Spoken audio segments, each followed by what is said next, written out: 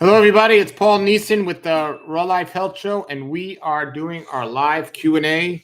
It is Wednesday night, and every Wednesday night we try to do a live Q&A and answer your questions if you have any questions, health questions specifically. And I'm having a great time for members of the Raw Life Health Show. I'm reading this book by Tanya Silvassa called Quantum Eating. This is a great book. And let's see here. Let's get our questions. All righty. So this is a great book, and we're reading it every day. And this morning I read a chapter. I'm in the middle of reading this chapter, Less Calories and More Years. And it talks about the calorie-restricted diet. And it's something I advocate and something I do, and I feel great for it. But Tanya really focused on anti-aging and things like that. And she is a great example of health. There's a picture of her. And it's just a great book. It talks about quantum physics a lot, but it's called Quantum Eating because it talks about the unseen things and how food, there's so much known about food, but there's so much unknown about food as well. So it gets into all of that. So I recommend that book, but join us on the Raw Life Health Show on a daily readings. So we do have some questions now. So one of the first questions we get now is what do you have to eat daily, Paul? Well, that's a great question. And I will, I've changed my diet over the years in how I eat. And in terms of, I've always pretty much stayed raw vegan or at least vegan and mostly raw. But in general, during different seasons, I eat different. In the wintertime, I definitely eat less fruit in the wintertime. In the summertime, I definitely eat more fruit because I have fruit growing on my trees. So I can eat more of it. So I'll eat more fruit in the winter time, in the summertime, and but daily, I do try to daily, whatever season it is, I try to get a green vegetable juice to drink at least one green vegetable juice. I also like to try to have some greens, a salad or something like that. That is what stabilizes me. I'm not a fruitarian. I just don't eat fruit. I like to get some greens in because I do believe the minerals that are found in the greens are important. And I won't necessarily be missing in fruits and vegetables, but a good variety is what's really going to help. So I tell people whether it's a green juice or a green powder or a green salad, the fresher is best though, or a blended salad, make sure you're getting some greens in your diet every day. And so that's what I do. Now daily, what do I eat? I mean, today, for the most part, I had this evening when I came home, I try not to eat late at night. I hardly ever eat when it's dark outside, but sometimes I do. I aspire not to. But today I had a nice vegetable juice, a green vegetable juice, and I had some Brazil nuts. That was pretty much my dinner. And I snack more today on different fruits here and then than I would like to. I'd like to just eat in one meal or so. But I did have I have a fruit tree called white zapote in my backyard, and I have a star fruit tree in my front yard. So lately, I've been eating a lot more white zapote than star fruit, but I got abundance of both of them for free. So I've been eating a good amount of those here lately. So on daily, I would say I eat a green salad or a green vegetable juice, and sometimes both, and fruit. I would like to eat just 2 or 3 times a day at most, depending what time I get up and not will determine that. And so that's that. And that's what I recommend people do. Check out my book, The Daylight Diet, that talks more about my eating schedule and the way I recommend for people. But that's a great question, and thank you. All right, let's get some more questions here. Somebody says, what do you think of vegetarianism? Well, I think I'm more for veganism. I think of vegetarianism is like a fake vegan? No, I'm just kidding. I think being a vegetarian is a great, if you're using it as a transition step to go all vegan, because I don't necessarily think just vegetarian diet is extremely healthy. I think when you eliminate eating animals, I think that's a big step in improving your digestion and your overall health, and also anti-aging and so many of the other things. But in the same hand, there's still a lot of things that might not necessarily be vegan, but they can be considered vegetarianism, like eggs and dairy and fish and things like that. For ethical reasons and the environment, I think going on a veganism is wonderful. From health, I think it's okay. So I think it's a great step in between veganism and not and not being a vegetarian at all. I think it's a good step if you're moving in the right direction. But ultimately, I'm not. I don't think it's the best thing, the final step. I'd rather much see somebody not consuming animals and consuming not consuming animal products either. But it's overall, I mean, it's a good thing. So not the best of things to aspire for. I think raw vegan is the best, but it's good. So somebody says, how am I? I'm doing great and getting better and better and better. I actually, this life goes through seasons, right? And I'm going through seasons and learning a lot. And I don't particularly feel amazing today physically because I didn't get a chance to go to the gym and I didn't get enough sleep the last couple of nights. But I do feel amazing physically because I got to jump rope and have a green drink this evening. And things going on in my life is in some areas stressful, but in other areas I'm as happy as I've ever been in my life. So overall, if you take the good with the bad, I would say I'm doing really well. I'm truly blessed, and I'm learning a lot of lessons about the diet, about health, but more important about people and about myself. And I think learning is growing, and I'm definitely growing, and I'm blessed by the people I have in my life, and it keeps getting better, and great things are ahead. So I'm really excited about. I'm excited. If I have to give you one word, you ask me how I'm doing. If I have to give you one word, my answer would be excited. Excited for what the future holds. So thank you for the question.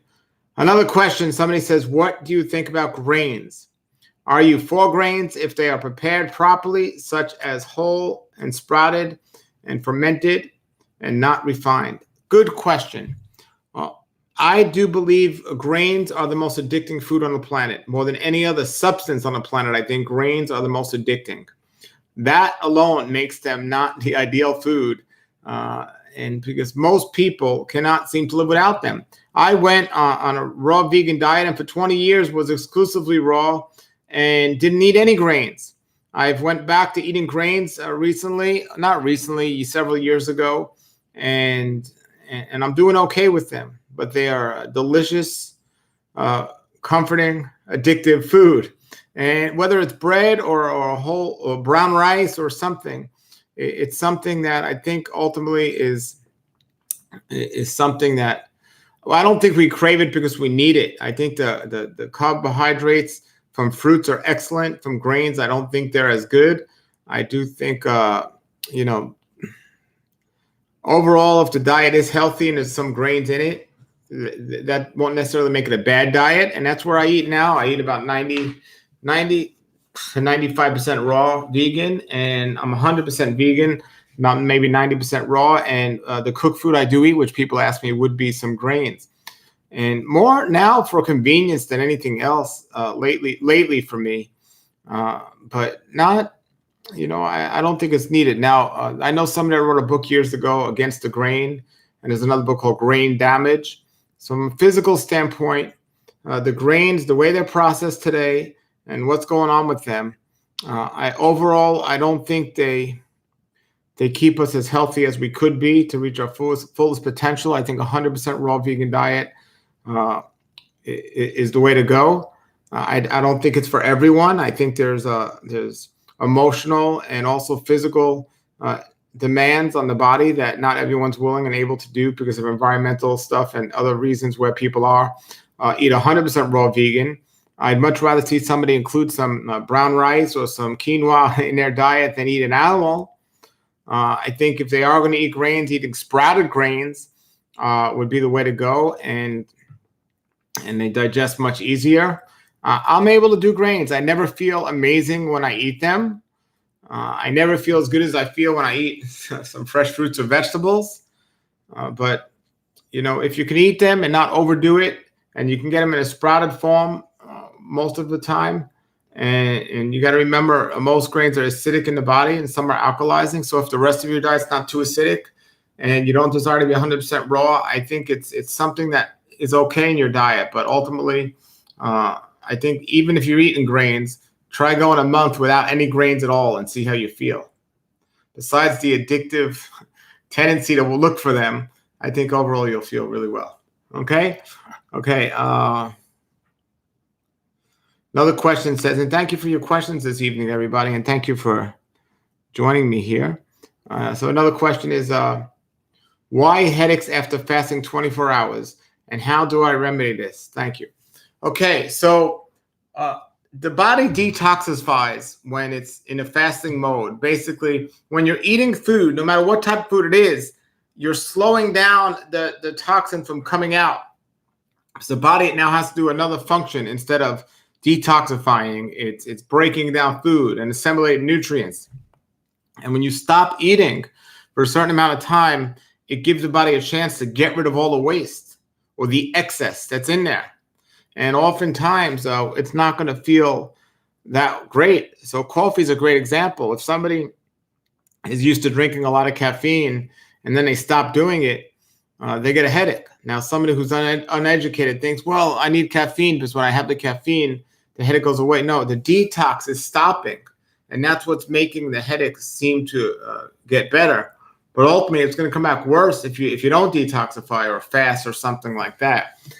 The good news is, this person wrote, after fasting, they get a headache 24 hours. If you don't fast, I mean, if you fast and you do these 24-hour fasts, let's say once a week or once a month, and you're eating a good diet, eventually you will not get a headache after fasting for 24 hours. So, when you're new to fasting, it's expected, but eventually you won't. So that answers that question. Thank you for that. All right. I love this. We got a good amount of questions. So let's see. Thank you, everybody. So let's see here.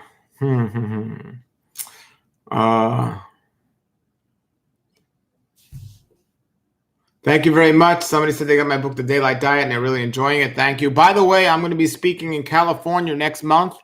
If anyone's interested, I'll be in the Los Angeles area and most likely Orange County.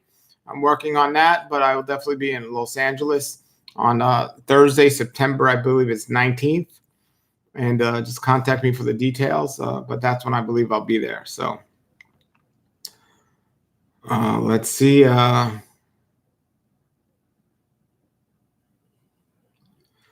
Somebody said, recently I noticed when I eat sweet, my eyesight becomes blurry. I don't know why, but I don't know what your diet's like and how much sweet you're looking at. But if you notice it's only when you're eating sweets, maybe cut back on the sweets and see what happens. And maybe check your blood sugar issues and problems and see if there's any connection there. And exercise might be good, rebounded might be good, but is it properly food combined sweets or improperly food combining sweets? Are they organic sweets or not organic sweets? Are they extremely processed sweets or are they not extremely processed sweets? So a lot of this might have a lot to do with it. Somebody says, is vitamin C drip good? My question would be, good for what? To get vitamin C? Yeah, sure. I don't see anything extremely wrong with it if you're able to get the vitamin C you need, but I don't think you need a drip. Most people can get it from a supplement, an oral supplement, but there are some people that might be severely deficient or fighting diseases that might need it in extreme amounts quickly, and then it would be good. Let's see. If you're looking for my book, The Daylight Diet, just go to rawlife.com, and check that out.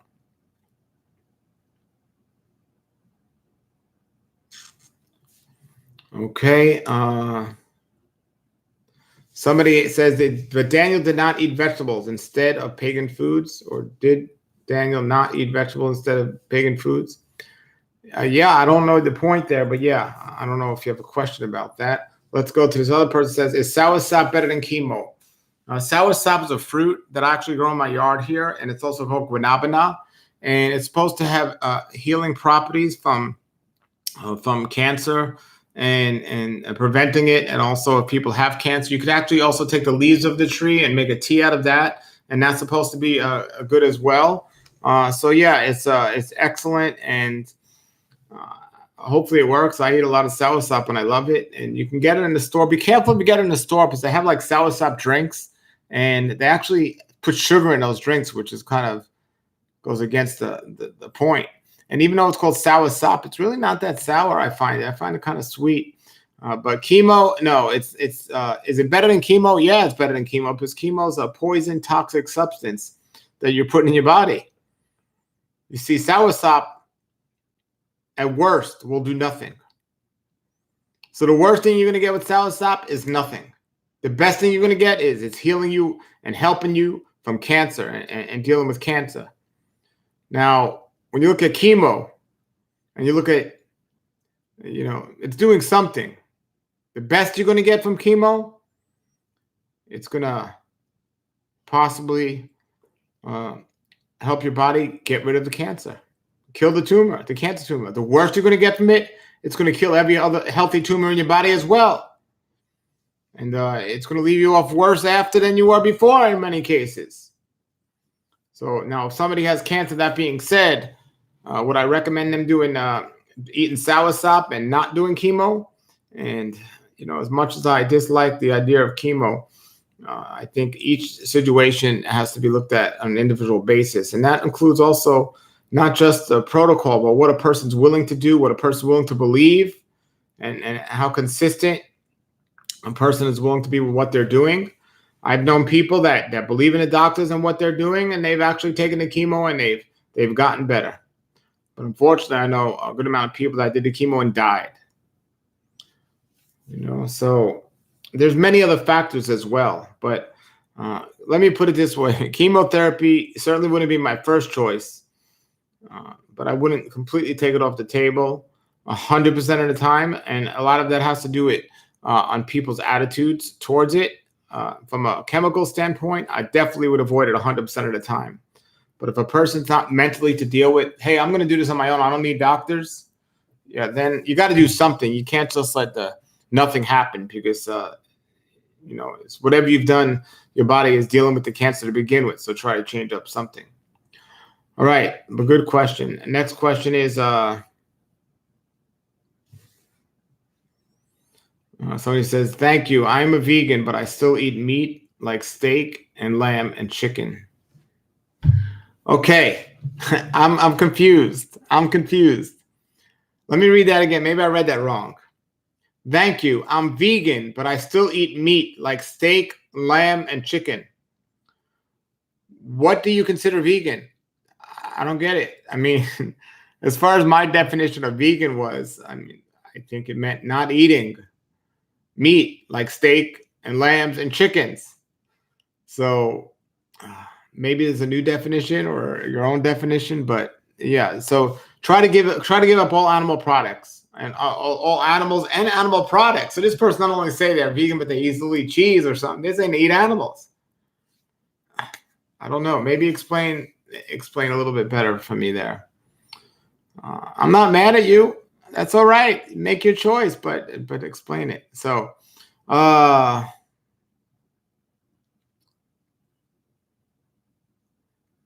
let's see. Good evening, everybody. Okay, now here's a valid question. Somebody said, I need to learn the difference between vegan and vegetarian. Great. Thank you. That's a good question. Thus, to help the last person that said they're vegan, but they eat meat. Now, if you're a vegan, it means you eat no animals at all, and you don't eat anything that comes from an animal, and you don't talk to people that do. No, I'm just kidding. I'm just kidding with the last one. I am a vegan, but I certainly talk to people that are not. So I was joking with that. But yeah, basically, you're not eating any animals or anything that comes from an animal. Okay? So a vegetarian is you're not eating the animals, but you might eat things that come from the animals. You might still do milk. You might still do eggs, but you're just not eating the animals. So now you're not necessarily a vegan. Now you're a vegetarian. And depending on what you're doing, whether it's eggs versus you still might eat fish, there are different types of vegetarians, but definitely no animals. Okay, so hopefully that helps. Oh, great. I just realized, wonderful. This is on my that channel there. So interesting. Okay, I got it on the wrong channel. But I got good questions here. So let's see. Shalom, shalom, everybody. Okay, another question. I just now realized this is on my my Bible channel and not on my raw food channel. So if you're watching and asking these questions, that's wonderful. Thank you for being here tonight. Every Wednesday night I do this on Raw Life Health Show, and I have a member website, rawlifehealthshow.com. If you have questions, we could always go in there and check that out. So, but thank you for these questions tonight. So, well, let's see. Is beans good for you? So that's the question. Are beans good for you? And it depends what you mean by good for you.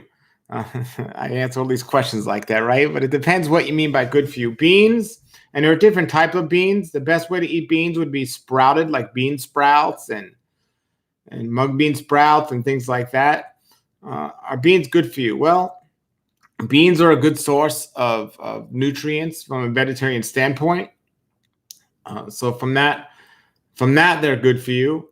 If you're not eating meat, they're a good source of nutrients from a vegetarian standpoint. But most beans are made cooked or eaten when they're cooked.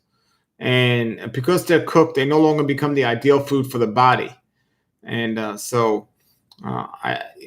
what I say when people ask if a food is good for us, or ultimately is the food the best food for us. If you can live exclusively off that food for a very long time, yeah, it's a pretty good food. If you can't, it's not a good food. You can't live off bread for a long time. You can't live off a dead animal for a long time. You can live off a vegetable or a fruit for a long time and be healthy. So that says a lot. Now, beans, can you live off exclusively on beans and nothing else? I think if you just ate beans, even if there were different varieties of beans and nothing else, I think you'd be having an issue with your overall health. But you do a lot better if you're just eating animals and nothing else. But in general, beans are not the worst food. Beans and grains a lot of vegetarians eat beans and grains to try to get a good the essential amino acids and also their protein. And so, no, they're not bad for you. And they could be good for you depending on what else you're eating. If you're eating mostly raw food diet and you have some beans, they could be a good food for you. So yeah, they could be good for you. I would give beans, if you're eating cooked food, a thumbs up. And yeah, so that's my opinion. Okay. Let's see. Yeah, somebody says walnuts look like the brain because they're good for the brain. Yeah, the food looks like what it's good for. If you take a carrot and you cut it in half, guess what? You got like two carrots looking at you, or two eyes looking at you. The food looks like what it's good for. Very interesting. So you got beans. I tell you, you got carrots that look like eyes. They're good for the eyes. The beta carotene. I created to make any mistake. That's celery. The minerals in celery are great for the bones. And then you can see the long celery. It's good for the bones. Avocado is wonderful for like a baby, pregnant women. The fats in the avocado are great for pregnant women. If you cut it open sideways, it looks like a womb with a little baby in it. The food looks like what it's good for. I tell people, what about a Twinkie? No, if you eat a Twinkie, that's not a good thing. So let's see. Let's keep looking here. Good questions. I'm glad I got on this channel here. So, okay.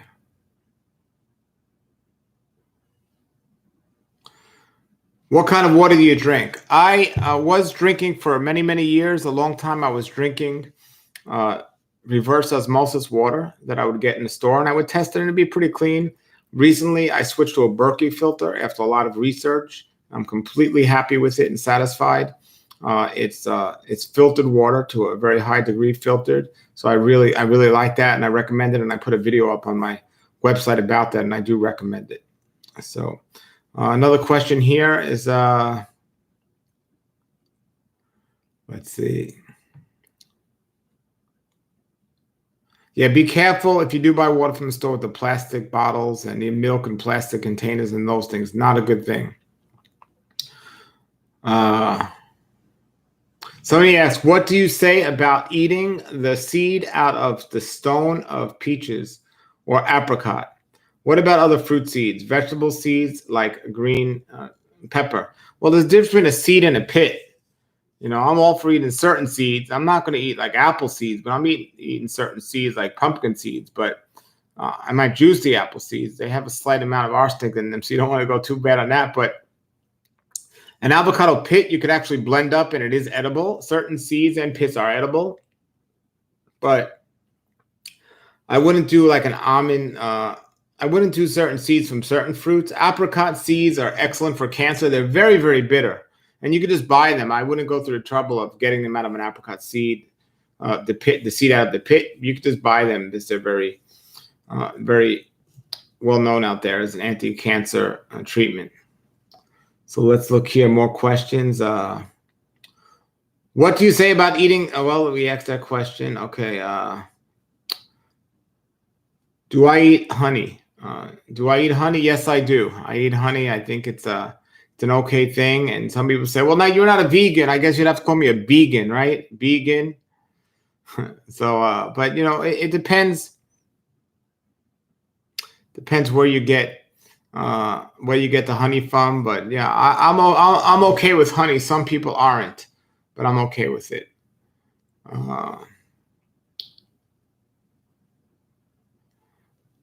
Okay, what do you think about colloidal silver? I think colloidal silver is excellent, and every house should have some. I think it's great for the medicine cabinet. It's great for preventative measures. I think you can order the best kind I found. I have at my website, rawlife.com, so you could check it out on there if you have any. And yeah, it's really well. It's one of the best sellers on my website, rawlife.com. It's one of the best sellers. So if you guys have questions, write them in right now, wherever you're watching from, in any form of media where you're watching from, and I'll answer them. I'll try to answer them, and I do this every Wednesday night. Tonight I just happened to get on the wrong channel here, but that's okay. We're getting some good questions. Somebody says, Proverbs 5:15, drink water out of your own cistern and running waters out of their own well. Recommendations. Well, there's many metaphors or ideas about what that means, drinking water out of their own cistern. But in today's time, with the way water is and so on, I think the best solution we have, unless we're living like right next to a spring, would be the Berkey water filter system. I think that's really good. Okay. All right, so you guys have any more questions? And remember, I'm going to be in Los Angeles speaking on Thursday, September 19th, I believe it is. That information will be up on my website soon, or just contact me for that information. I'm going to do my lecture, The Formula for Health, when I come on out there. And I'm going to be having my books with me and maybe some exotic fruits that I'll be able to introduce everyone to. So that's going to be a great time. So I'll get the contact information for that soon. But if you're on the West Coast, I'll be out there, and it's going to be a good time there. I'm working on doing something on, I believe it's the 19th in the Orange County area, but on the 20th to 20th or the 21st. That's Saturday night. All that's in September, but information is coming soon. It's going to be an amazing time out there. So check it out. So. More questions. So you're using the Berkey water filter with tap water? Yes, I am. That's exactly what I'm doing, and I think it's excellent. Somebody asked, what do I feel about hunting and eating deer or bison? I'm not an advocate of hunting animals. I'm not an advocate of eating animals unless my life depends on it. I'm not an advocate of killing animals. I'm not an advocate of harming animals and seeing them suffer. No. I love animals, and I don't love to eat them. So I'm not a fan of it. And I'm not a fan of people that I'm definitely not a fan of people that hunt for sport. I don't think that's good. I think that's not a good thing at all. And yeah, so I'm not a fan of it. So another question is, somebody says tap water is recycled municipally flushed toilet water. Yeah, probably is. Probably is. So that's why I definitely recommend the Berkey filter. It's the water today is I want to build a rainwater catch system. Ultimately, I'd like to do that, but it's that has its issues itself. The best water, and I have a whole video about this, the best water we can eat or drink would be the water that's found in fresh fruits and vegetables. And the more fresh fruits and vegetables I eat in the summertime, when I have all these fruits, I don't hardly even drink regular water. I don't need it. So ultimately, we're not designed to need to drink a gallon of water every single day. But because we eat so much cooked food, it's almost like swallowing a dry sponge.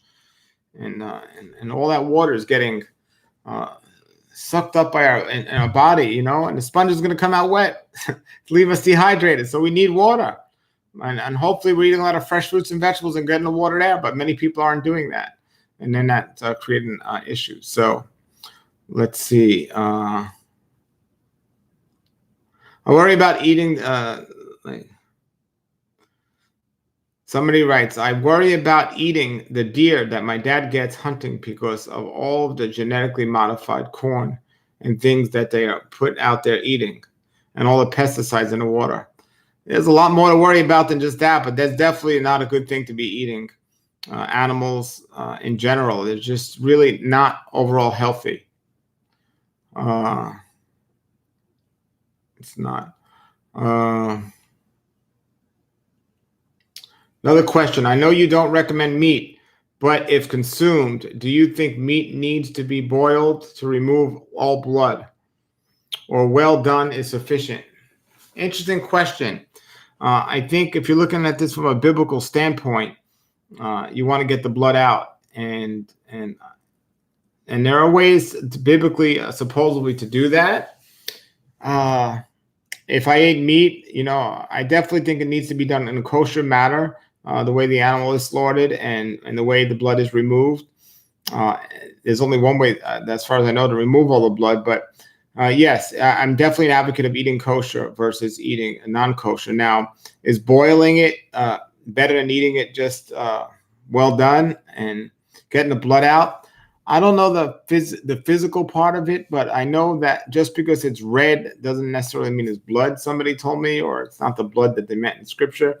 Otherwise, no meat would be edible at all because you'll find something. It's everything, unless, of course, you burn it. But I don't know how the best way or the appropriate way is to remove all of the blood. And it's one of the great reasons why I'm a vegetarian or a vegan is I don't have to worry about it. I don't have to worry about that problem.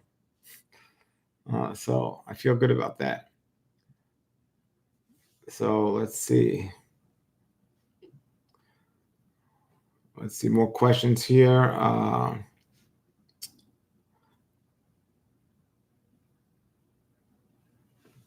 Why do people think because Yahweh says he gave us animals to eat, they think it's fine to ignore all the torture animals go through today from a vegetarian? Well, it's not just that. I mean, it wasn't when God told man he could eat meat, it wasn't because they did something good. It was the result of a curse or a sin that became a curse. The lifespan went from hundreds and hundreds of years to under 100 years when man started eating meat. It wasn't a blessing. Our Creator didn't say, well, you've done a great job, so now I'm going to give you a reward, eat meat. No. He said, I'm going to create a flood and destroy this whole earth. And there's going to be no vegetation anywhere. But in my grace and mercy, I'm going to let you have animals on this boat that when they come off, and you can eat them. And I believe somehow, some way, the original text would have said, until the vegetation grows back and then goes back to my original plan. And stay on my original plan and you'll be just fine. But people like the meat. They like the flesh. They live in the flesh. They become the flesh. They want to eat the flesh. I'll take the vegetable and the fruit over the flesh. Somebody asked, if I was only going to be eating one vegetable a day, which one would you recommend? Well, I eat a variety. I'd eat one vegetable today. I'd eat another vegetable tomorrow. But today I might have just celery. Tomorrow I might have just cucumbers. The next time I might just have beets. If you mean by one vegetable a day. So yeah, I would look what's in season. And that's not necessarily a bad idea. Today I'm just going to eat lettuce. Tomorrow I'm just going to eat. That's not a bad idea. Now, if you look about only eating one vegetable every day and not a variety, I don't think that's healthy. So, but following food combining, part of it is just eating as simple as possible. So, yes. So let's see here. So somebody says, but the people say that Yeshua ate fish. He did eat fish, according to scripture. Absolutely did. So what's the point? He even turned the bread and the fish, he multiplied it, because that's what they had, and he multiplied it. So yes, so he did. You got to understand, the Bible is not a book about, it's not a book about nutrition. It's not, it clearly says the ideal foods for our body and the original plan of our Creator of what we should be eating. But the great humble things that our Creator has done for us, to not spend so much time, and it's a great lesson for us to not spend so much time focusing on food and the food that goes in our body, and ignore all the other important things of life that matter so much, and not just in life, with our health as well. And from an emotional level, and the things we deal with and the things we do. I mean, we don't definitely want to eat a bad food, but we don't want to idolize our food either. And no matter what we eat, we want to not worship the food. We want to worship the creator of the food. And, and I think it's a great lesson for to see that our own Messiah would consume fish and not get into a big discussion about the food. So yeah. So, and somebody else brings up another point here. They say, the fish also wasn't the same as what it is today. The ocean was a lot more toxic, is a lot more toxic today. Back then it was pristine, just so clean. Same thing with any of the animal products or something else they might have had back then. It's such a different atmosphere. So even the animals back then was so much purer and cleaner, and a big difference overall from a physical standpoint of our health. So from every viewpoint, I mean, it's just it literally suicide today to be eating some of the things people are eating. And yeah.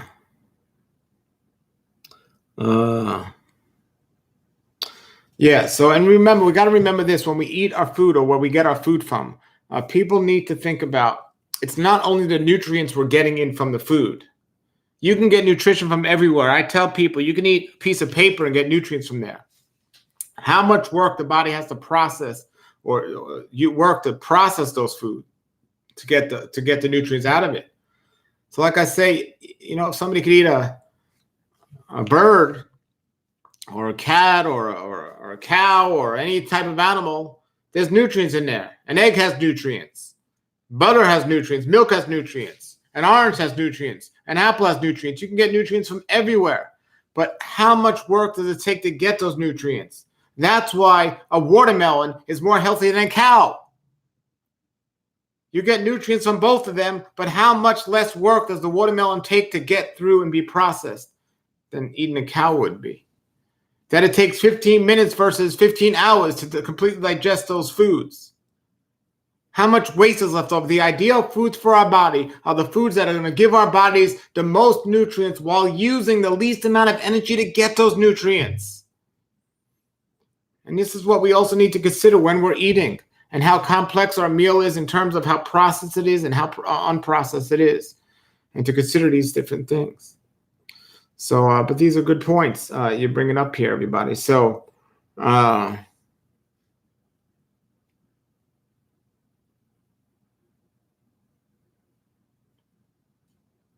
okay, so let's see here.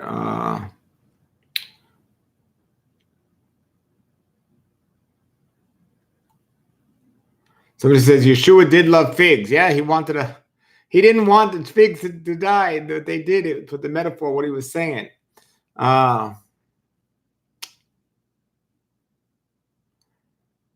Let's see here. I'm looking for those questions.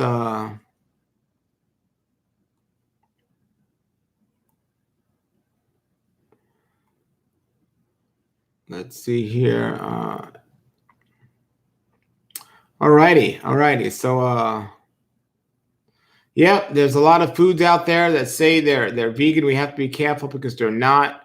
We definitely have to know the source. A lot of places that say the food's organic and it's truly not. That's another thing. They're organic food. Somebody could say, well, in the Bible, they didn't have organic food. So does that mean we shouldn't eat it today? Well, they didn't have toxic chemicals sprayed on the food that's killing us. I mean, there was the freshest food ever there. And let's see here. Yeah, somebody writes, why do people think that because God said it's okay to eat animals, they think it's fine to ignore the torture that's going through?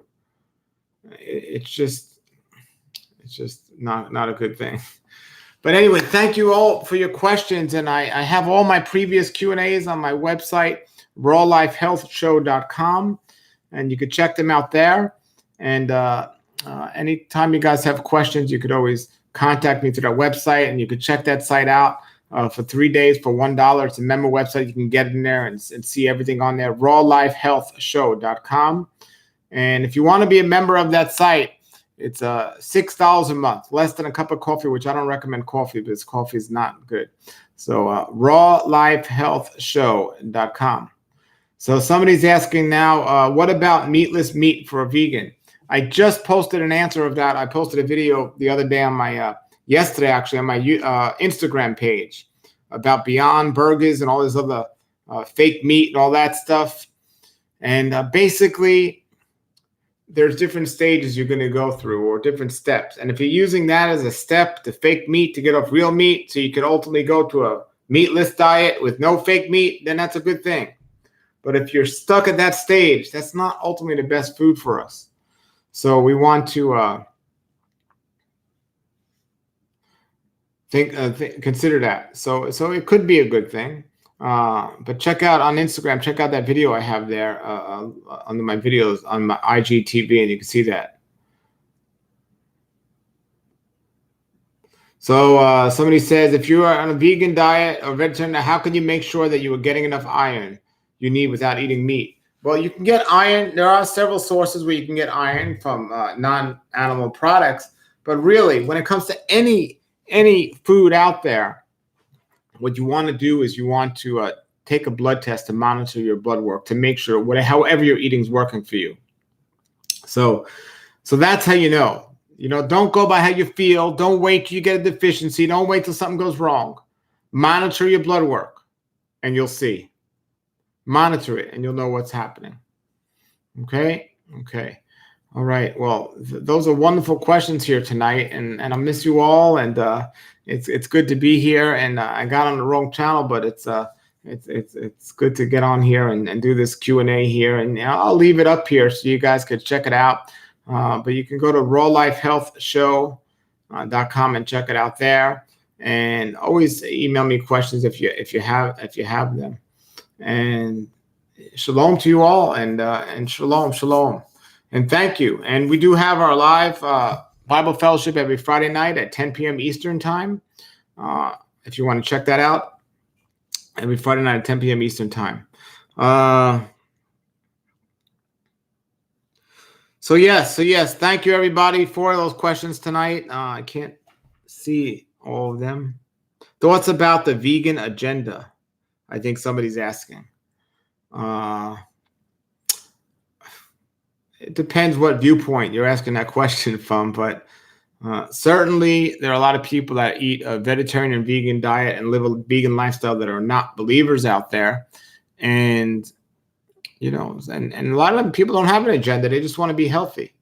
But of course, ultimately, money is a big part of everything. And when people are sick, people are making money when healthy people aren't. But I don't know what you mean by the vegan agenda, but praise Yah. And thank you, everybody, for watching tonight. And please share this with others. If anyone has a health question or any other type of question, just contact me. Until then, everybody, have a blessed night and shalom.